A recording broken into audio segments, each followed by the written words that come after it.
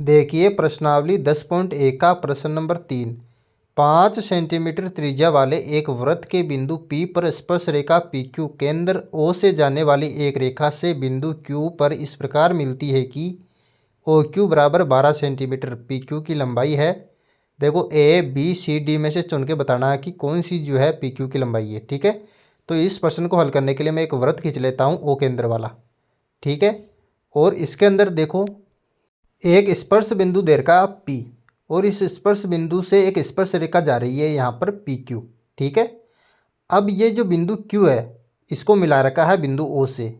तो यहाँ पर जो है वृत्त की जो त्रिज्या है वो दे रखी है 5 सेंटीमीटर और OQ की जो लंबाई दे रखी है वो दे रखी है 12 सेंटीमीटर। ठीक है, तो आपको जो है स्पर्श रेखा की लंबाई यानी कि PQ ज्ञात करके बतानी है यहाँ पर। ठीक है, तो देखो मैं यहाँ पर लिख लेता हूँ OP की जो लंबाई हो गई यहाँ पर 5 सेंटीमीटर और यहाँ पर जो है OQ की जो लंबाई दे रखी है आपको 12 सेंटीमीटर और हमें जो है यहाँ पर PQ यानी कि स्पर्श रेखा की लंबाई ज्ञात करनी है, PQ की लंबाई।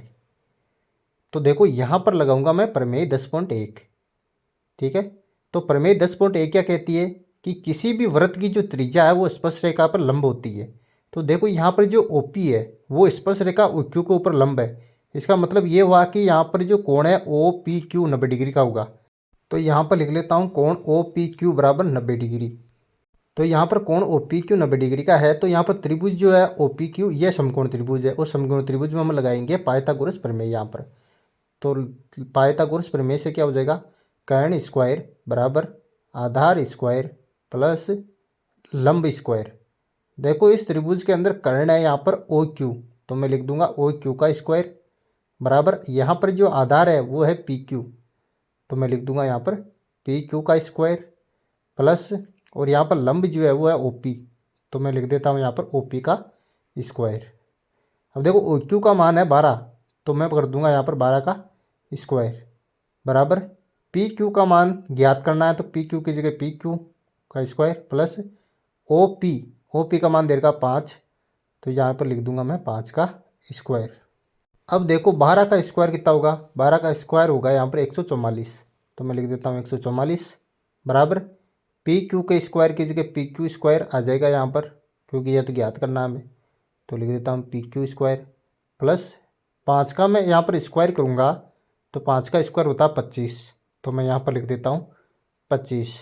ठीक है, अब देखो PQ स्क्वायर की जगह आ जाएगा PQ का स्क्वायर बराबर 144 और ये 25 जो है दाईं तरफ है, इसको मैं बाईं तरफ लाऊंगा तो ये माइनस का हो जाएगा।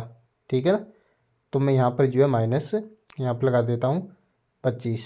ठीक है, अब देखो PQ का स्क्वायर की जगह PQ का स्क्वायर आ जाएगा बराबर 144 में इसमें 25 माइनस करूँगा तो यहाँ पर हो गया 119। ठीक है ना, तो 119 लिख दिया। अब देखो PQ के ऊपर जो स्क्वायर है इसको मैं दाईं तरफ लाऊंगा तो अंडर रूट में चेंज हो जाएगा वो, तो PQ बराबर अंडर रूट 119 सेंटीमीटर। तो PQ का जो मान आया वो आया अंडर रूट 19 सेंटीमीटर। तो यहाँ पर D जो है सही आंसर हो जाएगा, वेरी सिंपल।